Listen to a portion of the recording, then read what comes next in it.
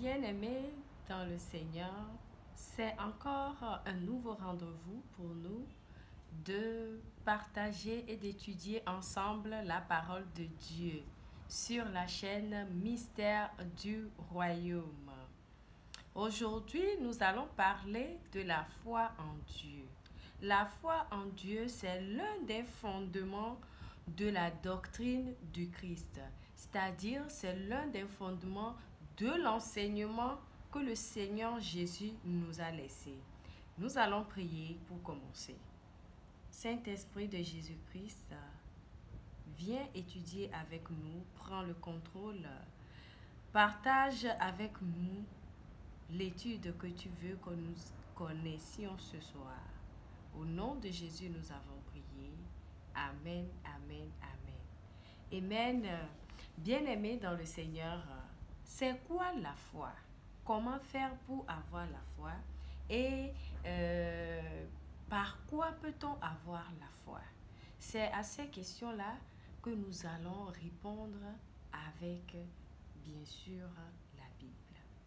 Qu'est-ce que la Bible nous enseigne sur la foi? On ne peut pas parler de la foi sans parler du Christ, sans parler non plus de la parole de Dieu. Parce que la foi vient comment? Vient en écoutant la parole de Dieu. La foi vient lorsque nous écoutons la parole de Dieu. Et on entend la parole de Dieu. Tu la mets en pratique, tu la gardes en toi, tu la mets en pratique pour que tu puisses avoir la foi. Et si tu n'écoutes pas la parole de Dieu, mon frère et ma soeur, tu n'auras pas la foi ou ta foi même va disparaître. Si tu avais une petite foi au début, ça va disparaître. Parce que la parole de Dieu, c'est elle qui nourrit ta foi, c'est elle qui fait grandir la foi, c'est elle qui donne à la foi des fruits. Amen. On peut voir cela dans le livre de Romains. Romains 10, verset 17. Attention. Sans la parole de Dieu, on ne peut pas parler de la foi. On ne peut pas avoir la foi. Amen.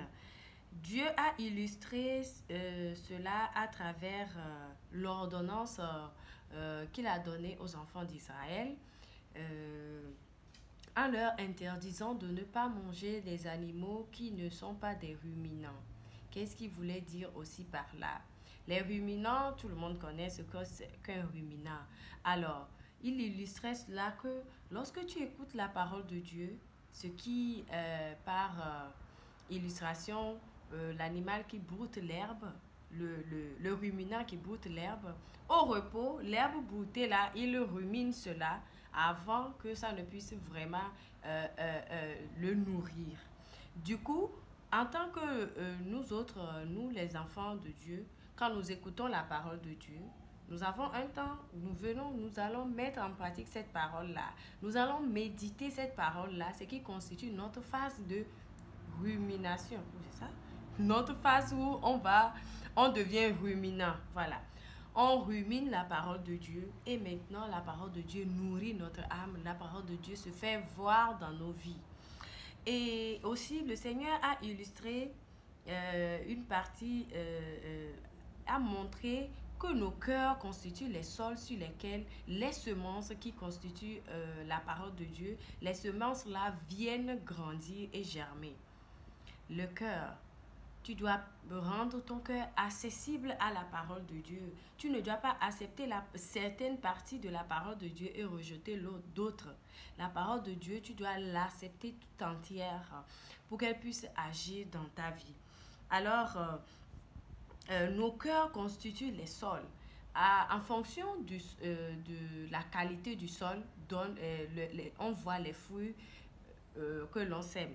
Si le sol n'est pas propice à la semence qu'on a implantée, la semence ne va pas germer. La semence là serait perdue. On peut voir cela dans le livre de Marc chapitre 4 verset 1 à 20. Alors aujourd'hui, notre thème, le texte de base de notre thème qui constitue la foi en Dieu, on le verra dans tout le chapitre de Hébreux 11. Hébreu 11, tout le chapitre en entier. C'est là on verra. Alors, je vais essayer de donner une définition de la foi par rapport à la Bible. Je ne vais pas me focaliser sur un dictionnaire ou quoi que ce soit parce que ça ne nous donne pas réellement une vraie définition de la foi en tant que chrétien. Alors, la foi, c'est quoi? La foi, la Bible dit que la foi, c'est la ferme assurance des choses qu'on espère, une démonstration de celles qu'on ne voit pas. Amen. On voit cela dans Hébreu 11, verset 1. Verset 1. Le verset 6 de Hébreu 11 nous dit que, or, sans la foi, il est impossible de lui être agréable. Il parle de quoi? Il parle de Dieu, d'être agréable à Dieu. On ne peut pas être agréable à Dieu sans la foi. Sans la foi, on ne peut pas plaire à Dieu. Car il faut que celui qui s'approche de Dieu croit que Dieu existe. Amen. Celui qui s'approche de Dieu croit que Dieu existe et qu'il est le rémunérateur de ceux qui le recherchent. Amen. Dieu, c'est lui qui est la réponse à toute personne qui le recherche. C'est lui qui nous donne les récompenses. C'est lui qui nous donne en fonction de nos foi en lui. Si tu n'as pas la foi en Dieu, si tu ne crois pas que Dieu existe, mon frère, ma soeur, tu ne peux pas parler de foi. Tu ne peux pas dire que j'ai la foi. Peut-être que ce que tu as là, ce n'est pas la foi. La foi sans le Christ, sans Dieu, ce n'est pas la foi. La foi ne peut pas être décrite ou discutée sans la parole de Dieu. Amen. Nous allons voir que notre foi est souvent éprouvée. La foi, si tu as la foi en Christ, la foi est souvent éprouvée. On peut voir cela avec notre frère Job. Job qui a vu sa foi en Dieu éprouvée et par la suite on a vu qu'il est passé par des moments difficiles, il a surmonté tant de choses et lorsqu'il a gardé sa foi en Christ, il a eu en effet, il a eu une bonne rémunération, comme Hébreu 11:6 le dit. Ainsi, Abraham qui a été vraiment éprouvé à plusieurs reprises, a finalement été appelé le père de la foi. Ce qu'on peut voir dans Romains 4:16. En raison de toutes les choses par lesquelles Abraham est passé, Dieu l'appelle finalement dans Romains 4, verset 16, que Abraham, c'est lui le père de la foi. Mon frère, ma soeur, est-ce que tu as la foi? Est-ce que tu crois que Dieu existe? Est-ce que tu crois que Dieu a envoyé Jésus-Christ sur terre? Si tu crois que Dieu existe, mais et que tu doutes que le Christ est venu de la part de Dieu, mon frère, ma soeur, ta foi n'est pas totale. Tu n'as pas la foi. Tu n'as pas la foi.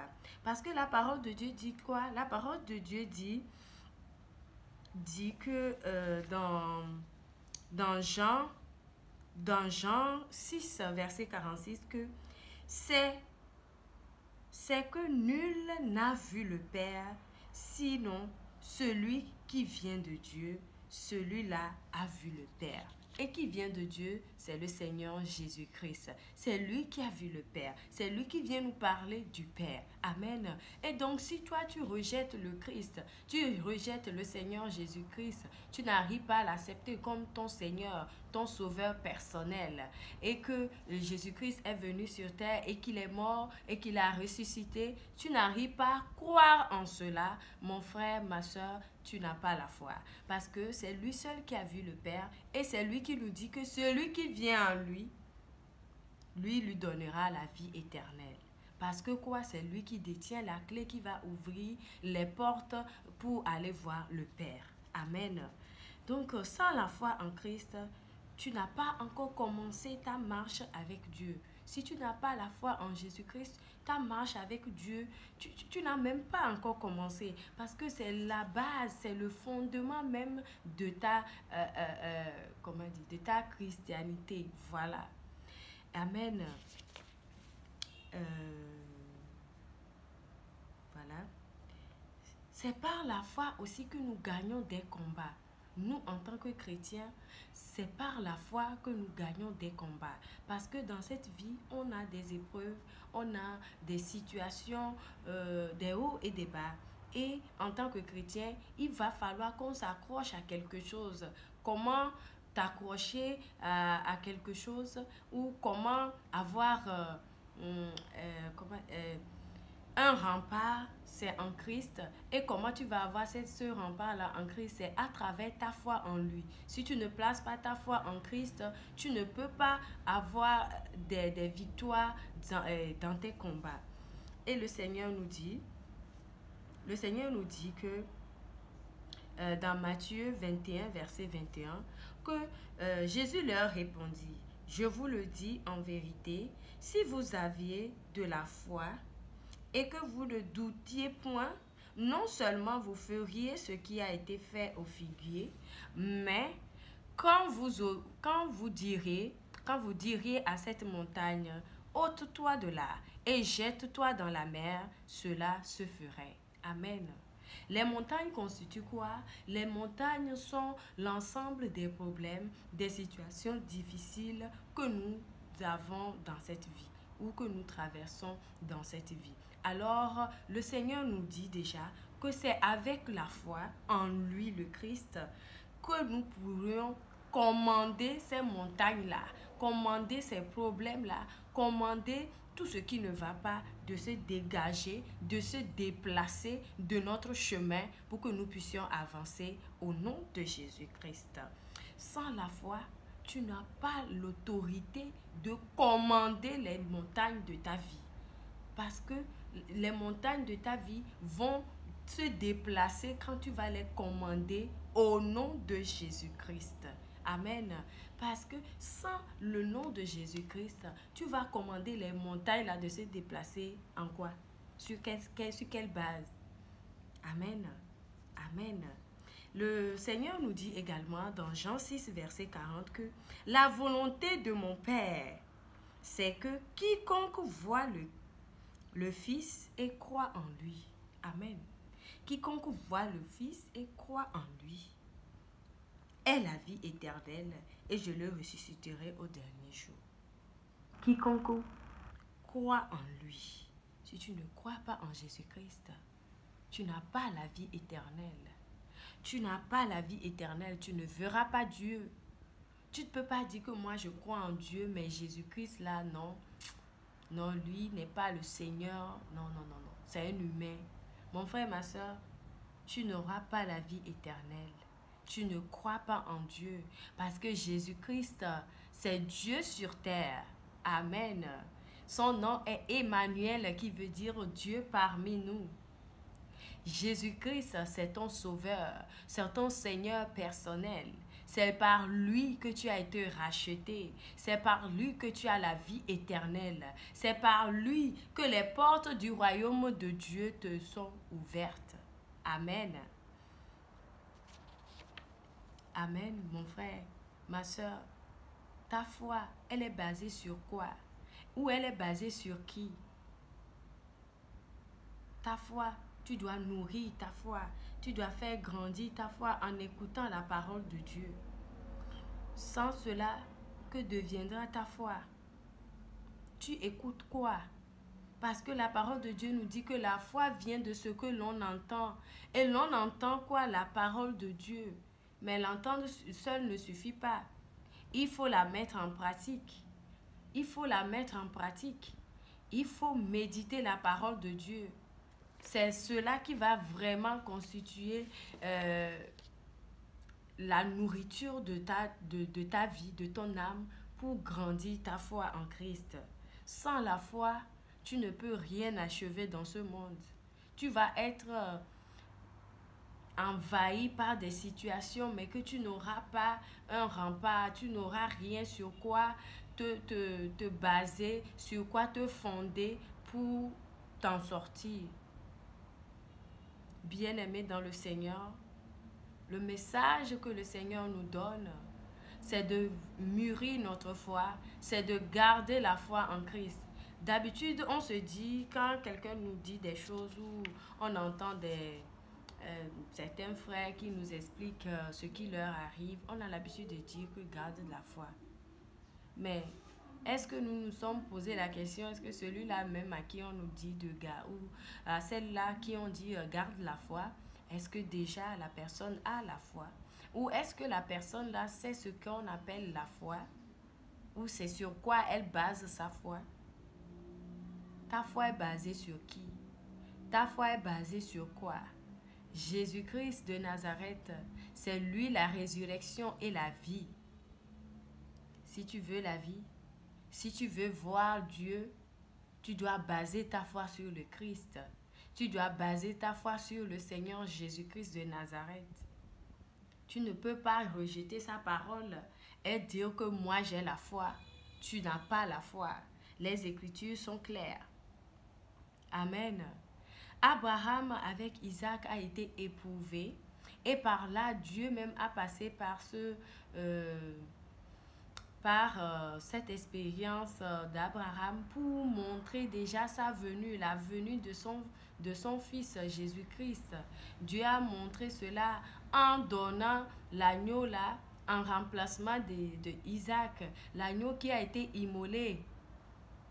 Amen. On peut voir cela dans Hébreux 11, versets 17 à 18. Dieu nous parle à travers sa parole. Tu veux entendre Dieu, tu veux écouter Dieu, écoute sa parole. Écoute la parole qu'il a laissée à travers son Fils Jésus-Christ. Et tu vas écouter Dieu en tout temps. Tu vas l'écouter en tout moment et tu verras ta foi grandir, grandir, grandir.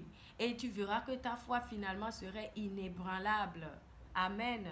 Rien ne pourra plus t'atteindre parce que tu as forgé ta foi sur quelqu'un, sur celui-là même qui est la résurrection et la vie, sur celui-là même qui te dit que par moi tu verras Dieu, par moi tu peux tout faire, par moi rien ne t'est impossible.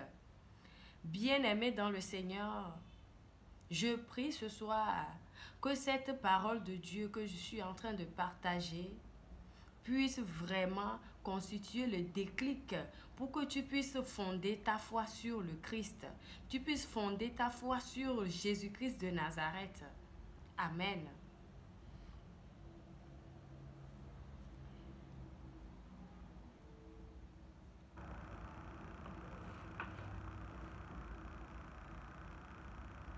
Sans la foi en Christ, il est vraiment difficile de plaire à Dieu. C'est à travers le Christ que tu puisses voir Dieu. Mais si tu n'as pas la foi en Dieu, c'est impossible. Mon frère, ma soeur, ta foi, elle est où? Ou certaines personnes, en raison de certaines circonstances, ont perdu leur foi. Mon frère, ma soeur, je suis venue ce soir pour te dire de ne pas perdre ta foi, de retourner vers ton Père. Retourne vers le Seigneur Jésus-Christ. Il est là, les bras ouverts pour te recevoir. Lui-même, c'est lui qui a commencé ta foi, c'est lui qui est l'auteur de ta foi. Retourne vers lui. Ouvre-toi, laisse ton cœur te transformer en lui. Et tu verras que ta foi va grandir. La foi, c'est notre monnaie d'échange en esprit. C'est avec la foi que nous arrivons à acquérir des choses, à gagner des victoires, à gagner des combats, comme je venais de le dire. Bien-aimés dans le Seigneur, voici le message que le Seigneur a mis sur mon cœur de partager avec vous. Et le Seigneur même, qui a donné ce message, passera à travers ce message pour fortifier et relever quelqu'un qui est en train de perdre la foi ou quelqu'un qui n'a même pas encore commencé son chemin avec lui à travers la foi. Que le Seigneur Jésus-Christ de Nazareth vienne arroser les semences que je viens de mettre dans vos cœurs au nom de Jésus-Christ. Amen. Seigneur Jésus, viens élever notre niveau de foi à travers ce message, Seigneur, Renoue avec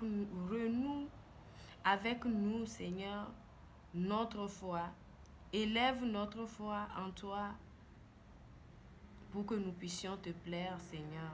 Au nom de Jésus-Christ de Nazareth, nous avons prié. Amen, amen, amen. Que la paix du Seigneur Jésus-Christ soit avec vous et que le Saint-Esprit, qui est notre aide, nous guide et nous montre les chemins pour que nous puissions garder la foi en lui. Demeurez bénis. Amen.